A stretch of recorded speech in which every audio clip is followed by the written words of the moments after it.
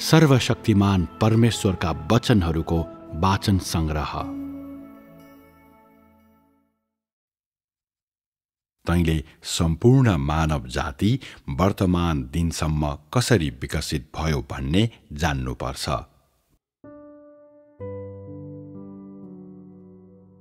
छ 6000 वर्षभन्दा लामो अवधिमा गरिएको कामको सम्पूर्णता फरक फरक युग आउने र जाने क्रममा परिवर्तन भएको छ।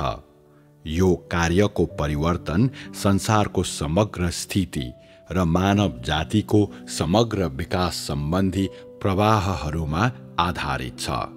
व्यवस्थापन कार्य पनि सोही अनुरूप बिस्तारै मात्रै परिवर्तन भएको छ। यी सबै सृष्टिको सुरुवातदेखि योजना गरिएको थिएन। संसारको सृष्टि हुनुभन्दा पहिले वा त्यसपछि चाँडै यहोवाले कार्यको पहिलो चरण अर्थात् व्यवस्थाको कार्यको दोस्रो चरण अर्थात् अनुग्रहको कार्य वा कार्यको तेस्रो चरण अर्थात् विजयको कार्य, जुन उहाँले सुरुमा मोआबका केही सन्तानबाट सुरु गर्नुहुने थियो र यसद्वारा सम्पूर्ण ब्रह्माण्ड विजय गर्नुहुने थियो, त्यसको योजना बनाउनु भएको थिएन। संसारलाई सृष्टि गरिसकेपछि उहाँले यी वचन कहिल्यै बोल्नु भएन, न त मोआब पछि नै ती उहाँले कहिल्यै बोल्नुभयो। वास्तवमा लोत भन्दा पहिले ती उहाँले कहिल्यै उच्चारण गर्नु भएन। परमेश्वरका सबै काम तत्कालीन रूपमा गरिन्छ। उहाँको व्यवस्थापनको सम्पूर्ण 6000 वर्षे कार्यको विकास पनि ठिक यसरी नै भएको छ।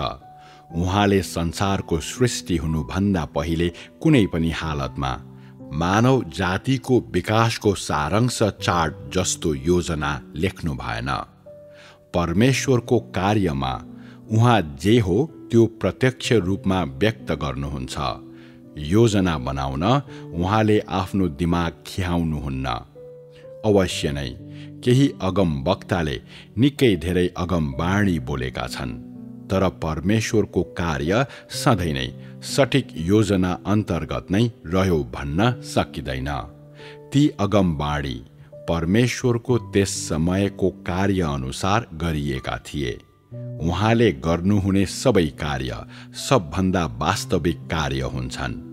उहाँले हरेक युगको विकास अनुसार यो गर्नुहुन्छ र काम कुराहरू कसरी परिवर्तन हुन्छन् त्यसैको आधारमा गर्नुहुन्छ।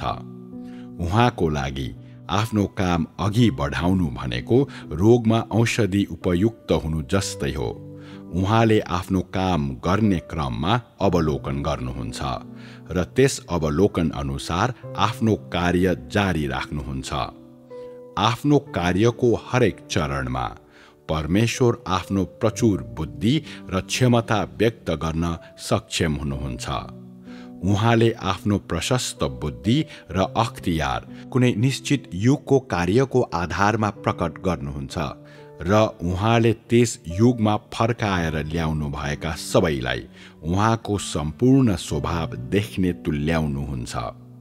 आफूले जे काम गर्नुपर्ने हो त्यो उहाँले हरेक युगमा गर्न आवश्यक रहेको काम अनुसार नै मानिसको खाँचो पूरा गर्नुहुन्छ। शैतानले जुन हदसम्म मानिसलाई भ्रष्ट तुल्याएको छ त्यही अनुसार उहाँले तिनीहरूको खाँचो पूरा गरिदिनुहुन्छ। जसरी पृथ्वीमा परमेश्वरलाई प्रकट गर्न सकुन् र तिनीहरूले सृष्टिको माझमा परमेश्वरको गवाही दिन सकुन् भनेर यहोवाले प्रारम्भमा आदम र हब्बालाई सृष्टि गर्नुभयो। यो पनि त्यस्तै हो। तैपनि सर्पको प्रलोभनमा परेपछि हब्बाले पाप गरिन् र आदमले पनि त्यसै गरे। बगैँचामा तिनीहरू दुवैले असल र खराबको ज्ञान दिने रुखको फल खाए।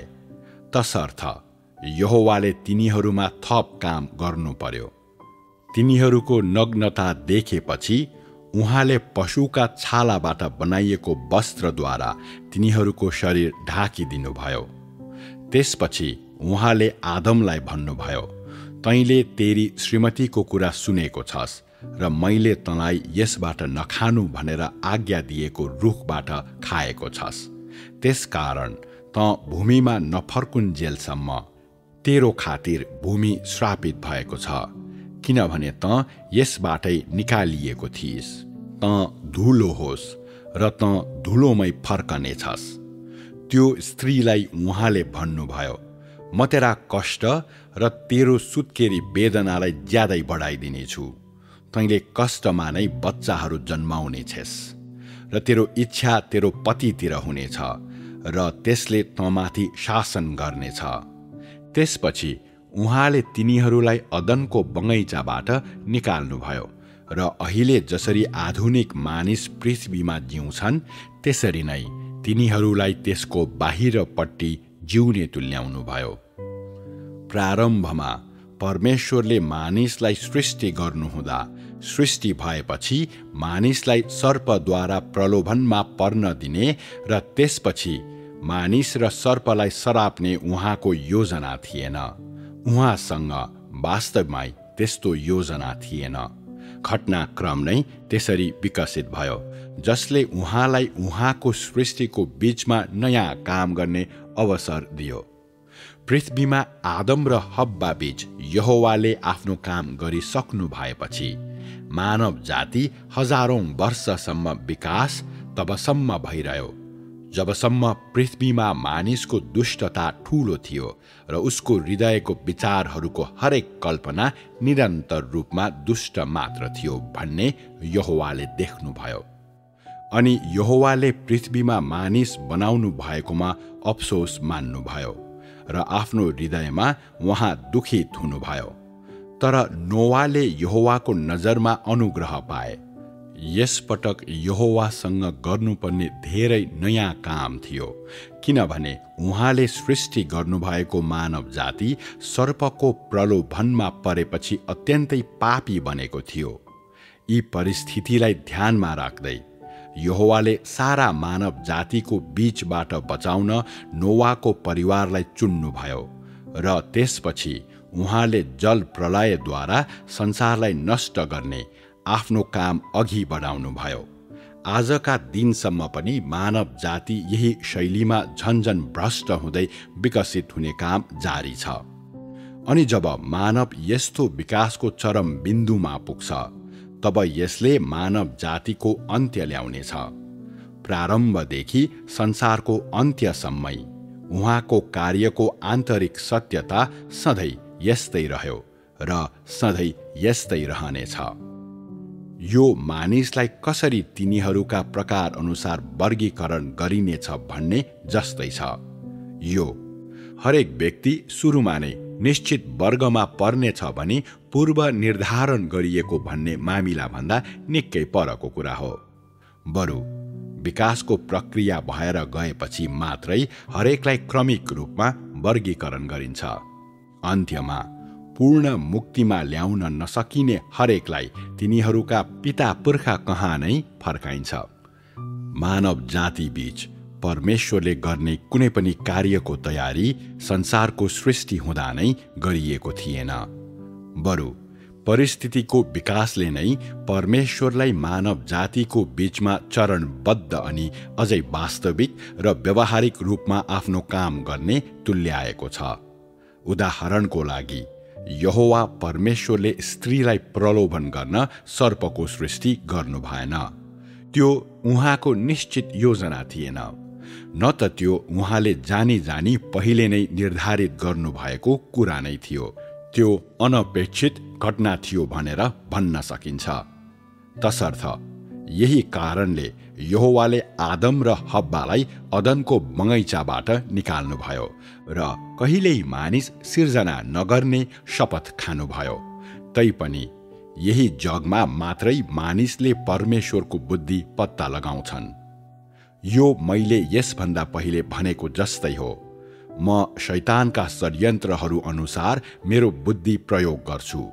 मानव जाति जति भ्रष्ट भए पनि वा सर्पले तिनीहरूलाई जसरी प्रलोभन गरे पनि यहोवासँग उहाँको बुद्धि छँदैछ। तसर्थ संसारको सृष्टि गरेदेखि नै उहाँ नयाँ काममा संलग्न हुनुहुन्छ र यो कार्यको कुनै पनि चरण कहिल्यै दोहोरिएको छैन।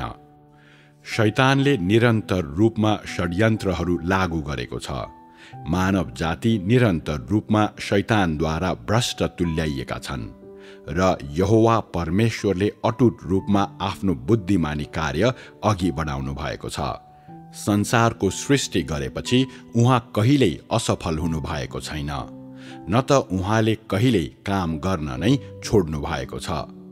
मानिसहरू शैतानद्वारा भ्रष्ट तुल्याइएपछि उहाँले भ्रष्टताको स्रोत अर्थात् त्यस शत्रुलाई विजय गर्न तिनीहरूका बीचमा काम गरिरहनु भएको छ। प्रारम्भदेखि नै यो युद्ध सुरु भएको छ र संसारको अन्त्य भइन्जेल जारी रहनेछ। यी सबै कार्य गर्ने क्रममा यहोवा परमेश्वरले शैतानद्वारा भ्रष्ट तुल्याइएका मानिसलाई समेत उहाँको महान मुक्ति प्राप्त गर्ने मात्र तुल्याउनु भएको छैन, तर तिनीहरूलाई उहाँको बुद्धि, सर्वशक्तिमानता र अख्तियार देख्ने पनि तुल्याउनु भएको छ। यसका साथै अन्तिममा उहाँले दुष्टलाई दण्ड दिँदै र असललाई इनाम दिँदै तिनीहरूलाई उहाँको न्यायपरायण स्वभाव देखाउनुहुनेछ। उहाँले शैतानसँग आजको दिनसम्मै युद्ध गर्नुभएको छ र उहाँ कहिल्यै हार्नु भएको छैन, किनभने उहाँ बुद्धिमानी परमेश्वर हुनुहुन्छ र उहाँले शैतानका षड्यन्त्रहरूका आधारमा आफ्नो बुद्धि प्रयोग गर्नुहुन्छ। त्यसकारण परमेश्वरले स्वर्गमा भएका सबै कुरालाई उहाँको अख्तियारमा समर्पित हुने मात्रै तुल्याउनुहुन्न, तर उहाँले पृथ्वीका सबै कुरालाई उहाँको पाउदान मुनि राख्नु भएको छ र निश्चित रूपमा मानव जातिलाई आक्रमण गर्ने र सताउने दुष्टलाई उहाँको सजायमा पर्ने तुल्याउनुहुन्छ।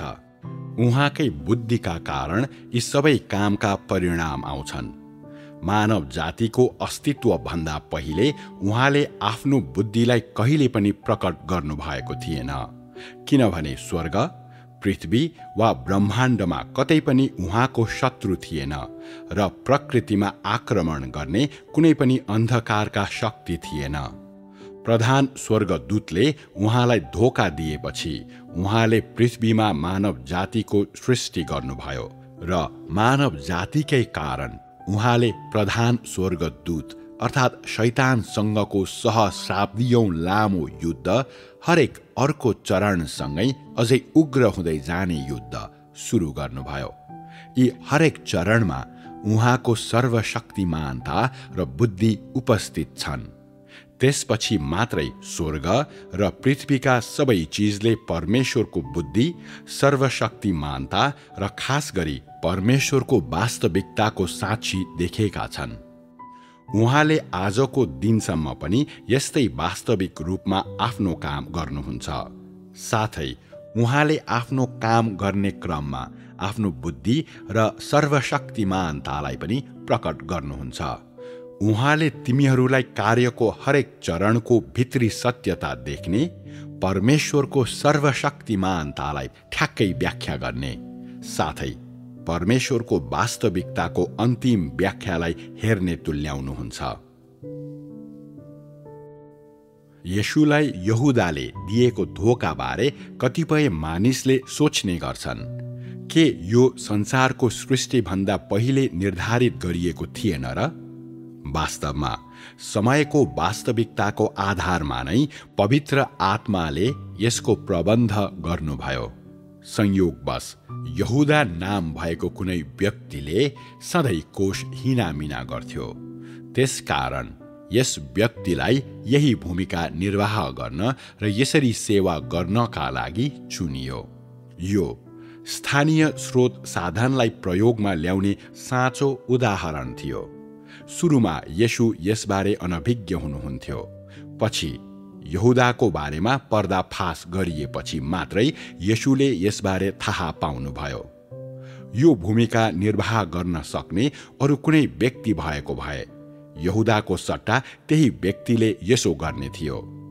वास्तवमा पूर्व निर्धारित कुरा पवित्र आत्माले त्यही क्षणमा गर्नुभएको काम थियो। पवित्र आत्माको काम सधैँ तत्कालीन रूपमा गरिन्छ। उहाँले कुनै पनि समयमा आफ्नो योजना बनाउन सक्नुहुन्छ र यसलाई कुनै पनि समय अघि बढाउन सक्नुहुन्छ। पवित्र आत्माको कार्य वास्तविक छ र यो सधैँ नयाँ हुन्छ, कहिल्यै पुरानो हुँदैन र यो सधैँ उच्च हदसम्मै ताजा हुन्छ भनेर म सधैँ किन भन्छु? संसारको सृष्टि हुँदा पहिले नै उहाँको कामको योजना गरिएको थिएन। त्यो पटक्कै भएको होइन। कामको हरेक चरणले यसको सम्बन्धित समयमा उचित प्रभाव प्राप्त गर्छ र ती चरणहरूले एक अर्कालाई हस्तक्षेप गर्दैनन्। धेरै पटक पवित्र आत्माको हालैको कामसँग तेरो मनमा भएका योजनाहरू तुलना योग्य हुँदैनन्। उहाँको काम मानिसले यो यस्तो हुनुपर्छ भनेर तर्क गरे जस्तो सरल छैन, न त यो मानिसले कल्पना गरे जस्तो जटिल नै छ। यसमा मानिसलाई तिनीहरूको त्यति बेलाको आवश्यकता अनुसार कुनै पनि समय र कुनै पनि स्थानमा आपूर्ति गर्ने कार्य समावेश हुन्छ। मानिसको सारबारे उहाँ जति स्पष्ट अरू कोही छैन र त्यही कारणले मानिसको यथार्थ खाँचोका निम्ति उहाँले गर्ने काम जतिको उपयुक्त अरू केही हुँदैन। त्यसकारण मानव परिप्रेक्ष्यबाट विचार गर्दा उहाँको काम कैयौं सहस्राब्दी पहिले नै योजना गरिएको जस्तो देखिन सक्छ। अहिले उहाँले तिमीहरू बीच काम गर्नुहुँदा तिमीहरू जुन स्थितिमा छौ त्यसलाई हेर्दै काम गर्ने र बोल्ने गर्नुहुन्छ। त्यस क्रममा उहाँले मानिसहरूलाई जे खाँचो छ त्यही अनुसारको वचन बोल्दै आइपर्ने हरेक स्थितिमा सही वचनहरू बोल्नुहुन्छ। उहाँको कामको पहिलो चरणलाई लियौं, सजाएको समय। त्यसपछि परमेश्वरले उहाँको कामलाई मानिसहरूले प्रदर्शन गरेको कुरा, तिनीहरूको विद्रोहीपन, तिनीहरूबाट निस्कने सकारात्मक अवस्थाहरू र नकारात्मक अवस्थाहरू, साथै तिनीहरू नकारात्मकताको निश्चित बिन्दुमा आइपुग्दा खस्किने सबैभन्दा तल्लो सीमाको आधारमा सञ्चालन गर्नुभयो। अनि उहाँले आफ्नो कामबाट अझै राम्रो परिणाम हासिल गर्न ती कुरालाई पकडमा राख्नुभयो। अर्थात् कुनै निश्चित समयमा तिनीहरूको तत्कालीन अवस्था कस्तो छ त्यही अनुसार उहाँले मानिसहरू बीच दिगो काम गर्नुहुन्छ। मानिसहरूका वास्तविक अवस्थाहरू अनुसार उहाँले आफ्नो कामको हरेक चरणलाई अघि बढाउनुहुन्छ। सम्पूर्ण सृष्टि उहाँकै हातमा छ। उहाँले कसरी तिनीहरूलाई नचिन्न सक्नुहुन्छ? परमेश्वरले गर्नुपर्ने कामको अर्को चरण कुनै पनि समयमा र कुनै पनि स्थानमा मानिसहरूका अवस्थाहरू अनुसार गर्नुहुन्छ। कुनै पनि हालतमा यो काम हजारौं वर्ष पहिले योजना गरिएको थिएन। त्यो त मानव धारणा हो। उहाँले आफ्नो कामका प्रभावहरूको अवलोकन गर्दै काम गर्नुहुन्छ र उहाँको काम निरन्तर रूपमा गहन र विकसित हुँदै जान्छ। हरेक पटक आफ्नो कामका परिणामहरू अवलोकन गरिसकेपछि उहाँले आफ्नो कामको अर्को चरण कार्यान्वयन गर्नुहुन्छ। क्रमिक रूपमा परिवर्तन गर्न र समय बित्दै जाँदा मानिसहरूलाई उहाँको नयाँ काम देखाउन उहाँले धेरै कुराहरूको प्रयोग गर्नुहुन्छ। कार्य गर्ने यो शैलीले मानिसहरूको खाँचो पूरा गर्न सक्छ, किनभने परमेश्वर मानिसहरूलाई एकदमै राम्ररी चिन्नुहुन्छ। उहाँले स्वर्गबाट आफ्नो काम यसरी नै गर्नुहुन्छ। त्यसैगरी यसरी नै देहधारी परमेश्वरले वास्तविक परिस्थितिहरू अनुसार बन्दोबस्त गर्दै र मानिसहरू बीच काम गर्दै आफ्नो काम गर्नुहुन्छ। उहाँको कुनै पनि काम संसारको सृष्टि गरिनुभन्दा पहिले नै बन्दोबस्त गरिएको थिएन, न त यसबारे पहिले नै सतर्कताको साथ योजना नै गरिएको थियो। संसारको सृष्टि गरिएको 2000 वर्षपछि यहोवाले मानव जाति यति धेरै भ्रष्ट भएको देख्नुभयो कि व्यवस्थाको युग समाप्त भएपछि यहोवाले अनुग्रहको युगमा मानव जातिलाई छुटकारा दिने आफ्नो काम गर्नुहुनेछ भनेर भविष्यवाणी गर्न उहाँले अगमवक्ता यशायाको मुख प्रयोग गर्नुभयो। अवश्य नै यो यहोवाको योजना थियो, तर यो योजना पनि त्यो समय उहाँले अवलोकन गरिरहनु भएका परिस्थितिहरू अनुसार नै बनाइएको थियो। अवश्य नै उहाँले आदमको सृष्टि गरे लगतै यसबारे विचार गर्नुभएको थिएन। यशायाले अगमबाणी मात्रै गरिदिए, तर यहोवाले व्यवस्थाको युगको अवधिमा यस कामको लागि अग्रिम तयारीहरू गर्नुभएको थिएन। बरु उहाँले अनुग्रहको युगको प्रारम्भमा यो कामलाई गति दिनुभयो। यो त्यही बेला थियो जुन बेला परमेश्वर देह बन्नुहुनेछ भन्ने सन्देशबारे योसेफलाई उजागर गर्न सन्देशवाहक उसको सपनामा देखा परे, अनि त्यसपछि मात्रै उहाँको देह धारणको काम सुरु भयो। मानिसहरूले कल्पना गरे जस्तो परमेश्वरले देह धारणको आफ्नो कार्यको योजना संसारको सृष्टि गरेपछि तुरुन्तै गर्नुभएको थिएन। मानव जातिको विकासको हद र शैतानसँगको उहाँको युद्धको अवस्थाको आधारमा मात्रै यस सम्बन्धी निर्णय गरिएको थियो। जब परमेश्वर देह बन्नुहुन्छ, उहाँको आत्मा मानिसमा ओर्लिनुहुन्छ। अर्को शब्दमा भन्दा परमेश्वरका आत्माले भौतिक शरीर धारण गर्नुहुन्छ। उहाँ केही सीमित चरणहरू नल्याइकन पृथ्वीमा आफ्नो काम गर्न आउनुहुन्छ। उहाँको काम पूर्णतया असीमित छ। देहमा पवित्र आत्माले गर्नुहुने कामलाई अझै उहाँको कामका परिणामहरूद्वारा नै निर्धारित गरिन्छ, र देहमा हुँदा उहाँले गर्नुहुने कामको समय अवधि निर्धारित गर्न उहाँले यस्तै कुराहरूको प्रयोग गर्नुहुन्छ। उहाँ अघि बढ्ने क्रममा उहाँको कामको जाँच गर्दै पवित्र आत्माले उहाँको कामको हरेक चरण प्रत्यक्ष रूपमा प्रकट गर्नुहुन्छ। यो काम मानिसको कल्पनालाई तन्काउने जत्तिको अलौकिक पनि छैन। यो स्वर्गहरू र पृथ्वी अनि यावत थोक सृष्टि गर्ने क्रममा यहोवाले गर्नुभएको काम जस्तै छ। उहाँले योजना बनाउनुभयो र एकैसाथ काम गर्नुभयो। उहाँले अन्धकारबाट ज्योतिलाई अलग गर्नुभयो, अनि बिहान र साँझ अस्तित्वमा आयो। यसको लागि एक दिन लाग्यो। दोस्रो दिन उहाँले आकाश सृष्टि गर्नुभयो र त्यसको लागि पनि एक दिन लाग्यो। त्यसपछि उहाँले पृथ्वी, समुद्रहरू र तिनलाई वृद्धि गर्दै लाने सबै प्राणीहरू सृष्टि गर्नुभयो, जसको लागि अर्को दिन लाग्यो। यो 6औं दिनसम्म जारी रह्यो, जुन बेला उहाँले मानिस सृष्टि गर्नुभयो अनि तिनलाई पृथ्वीमा भएका सबै थोकको व्यवस्थापन गर्न दिनुभयो। त्यसपछि सबै थोक सृष्टि गरी सिद्ध्याएपछि 7औं दिनमा उहाँले विश्राम लिनुभयो। परमेश्वरले 7औं दिनलाई आशिष दिनुभयो र यसलाई पवित्र दिन भन्नुभयो। उहाँले सबै थोक सृष्टि गरिसक्नु भएपछि मात्रै यो पवित्र दिनको स्थापना गर्ने निर्णय गर्नुभयो। तिनीहरूलाई सृष्टि गर्नुभन्दा पहिले होइन। यो काम पनि तत्कालीन रूपमा नै गरियो। सबै थोक सृष्टि गर्नुभन्दा पहिले उहाँले 6 दिनमा संसारको सृष्टि गर्ने अनि 7औं दिनमा विश्राम गर्ने निर्णय गर्नुभएको थिएन। त्यस्ता कुराहरू सत्य होइनन्। उहाँले त्यस्तो केही भन्नु भएन, न त यसबारे योजना नै बनाउनु भएको थियो। यावत थोकको सृष्टि 6औं दिनमा समाप्त हुनेछ र 7औं दिनमा उहाँले विश्राम गर्नुहुनेछ भनेर उहाँले कुनै पनि हालतमा भन्नु भएको थिएन। बरु त्यो समय उहाँलाई जे असल लाग्यो त्यही अनुसार नै सृष्टि गर्नुभयो। उहाँले सबै कुरा सृष्टि गरिसक्नु भएपछि पहिले नै 6औं दिन भइसकेको थियो।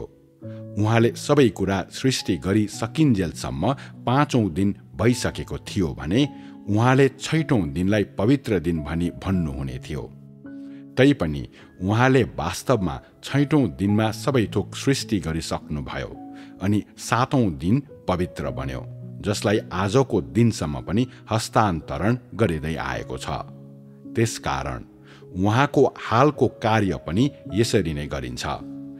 तिमीहरूका परिस्थितिहरू अनुसार तिमीहरूका खाँचोको निम्ति उहाँले बोल्नुहुन्छ र जुटाउनुहुन्छ, अर्थात् मानिसहरूका परिस्थिति अनुसार आत्माले बोल्नुहुन्छ र काम गर्नुहुन्छ। उहाँले सबैमाथि नजर राख्नुहुन्छ र कुनै पनि समयमा र कुनै पनि स्थानमा काम गर्नुहुन्छ। म जे गर्छु त्यही भन्छु, तिमीहरूलाई दिन्छु र तिमीहरूलाई प्रदान गर्छु। त्यो तिमीहरूलाई चाहिने त्यो नै हो भन्नेमा कुनै शङ्का छैन। तसर्थ मेरो कुनै पनि काम वास्तविकताबाट अलग छैन। यो सबै वास्तविक छ, किनभने परमेश्वरका आत्माले सबैमाथि नजर राख्नुहुन्छ भन्ने तिमीहरू सबैलाई थाहा छ। यदि यी सबै कुराको निर्णय पहिले नै गरिएको थियो भने के यो अति स्पष्ट हुने थिएन र? यो परमेश्वरले सम्पूर्ण 6 सहस्राब्दीको लागि योजना बनाएर मानव जातिलाई विद्रोही, विरोधी, बेइमान र धोकेबाज बन्ने र देहको भ्रष्टता, शैतानिक स्वभाव, आँखाको अभिलाषा र व्यक्तिगत लुप्तता बोक्ने तुल्याउनु भयो भनेर त विचार गर्छस्। तीमध्ये कुनैलाई पनि परमेश्वरले पहिलेबाटै नियुक्त गर्नुभएको थिएन, तर यी सबै शैतानको भ्रष्टताको परिणाम स्वरूप भए। कसैले यसो भन्न सक्छ, के शैतान पनि परमेश्वरकै पकडमा थिएन र? शैतानले मानिसलाई यसरी भ्रष्ट तुल्याउनेछ र त्यसपछि परमेश्वरले मानिसको बीचमा आफ्नो काम गर्नुहुनेछ भनेर परमेश्वरले पहिलेबाटै निर्धारित गर्नुभएको थियो।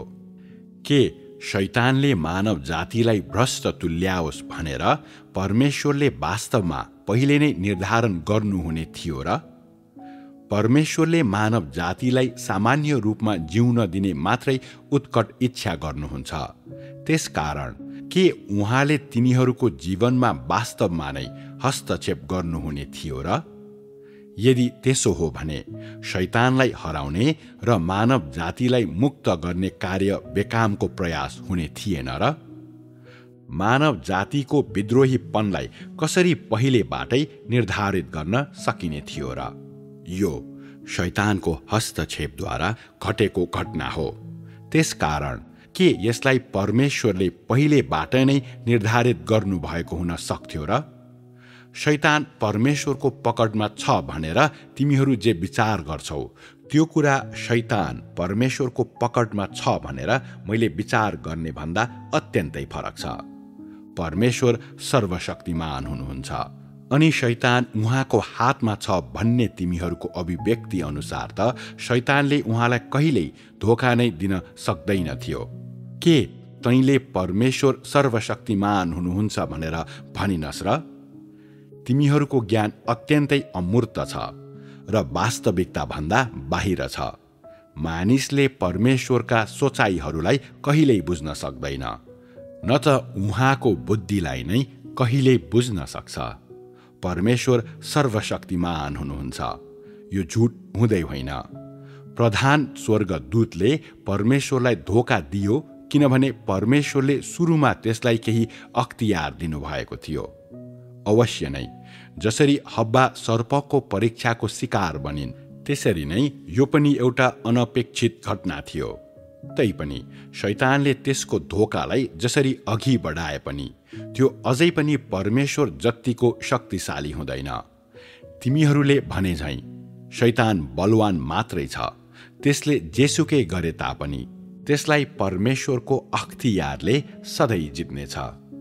परमेश्वर सर्वशक्तिमान हुनुहुन्छ अनि शैतान उहाँको हातमा छ भन्ने भनाइको पछाडि रहेको साँचो अर्थ यही नै हो। त्यसकारण शैतानसँगको युद्धलाई एक एक चरण गरी अघि बढाइनुपर्छ।